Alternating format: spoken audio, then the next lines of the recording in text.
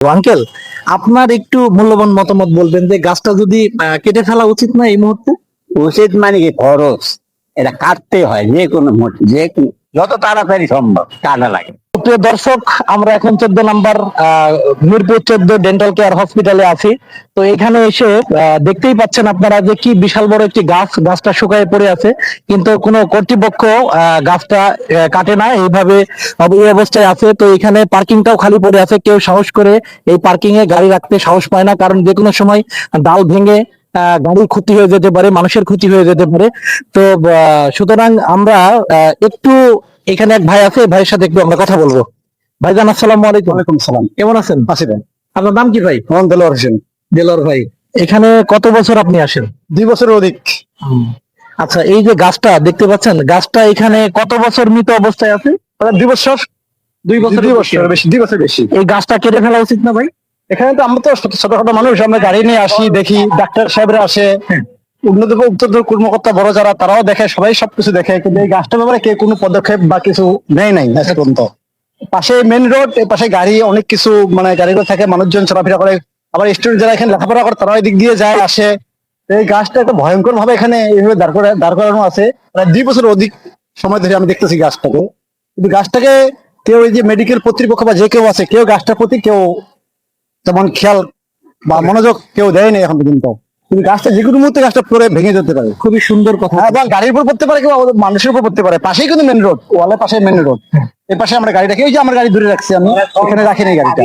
গাড়ির উপর পড়ার মানে যে কোনো দিকে পড়ার সম্ভাবনা বেশি এই গাছটা। যদি মেডিকেল কর্তৃপক্ষ যদি এগুলো না দেখে, তা আমাদের তো কিছু বলার নাই আমাদের এখানে। একটু এই আঙ্কেলের সাথে কথা বলবো। আঙ্কেল, আপনার একটু মূল্যবান মতামত বলবেন যে গাছটা যদি কেটে ফেলা উচিত না এই মুহূর্তে? উচিত মানে কি খরচ, এটা কাটতে হয় যত তাড়াতাড়ি সম্ভব কাটা লাগে। আমরা তো সবাই আতঙ্কে থাকি, সবসময় এখানে আসলে আতঙ্ক থাকি। আপনার গাড়ি এখানে পার্কিং করেন না? করি, যখন জায়গা না পেলে কি করবো, ওখানে করি না। তবে এই সাইডে করছি, তাও তো রিস্ক নিয়ে করলাম।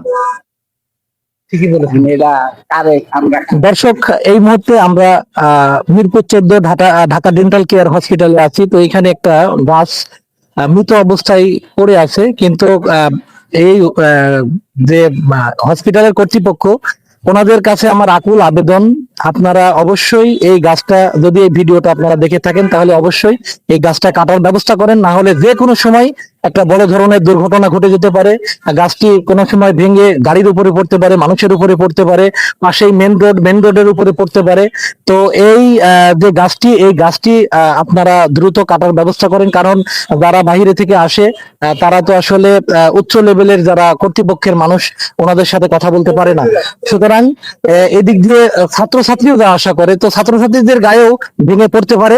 তো আপনাদের কাছে আমার আকুল আবেদন, আপনারা যদি ভিডিওটা ভালো লেগে থাকে তো অবশ্যই আপনারা লাইক কমেন্ট শেয়ার করে দিবেন, এবং যদি আপনাদের ঢাকা ডেন্টাল কেয়ারের কর্তৃপক্ষের চোখে ভিডিওটা পড়ে, তাহলে অবশ্যই আপনারা এই গাছটি কাটার ব্যাপারে পদক্ষেপ নেবেন।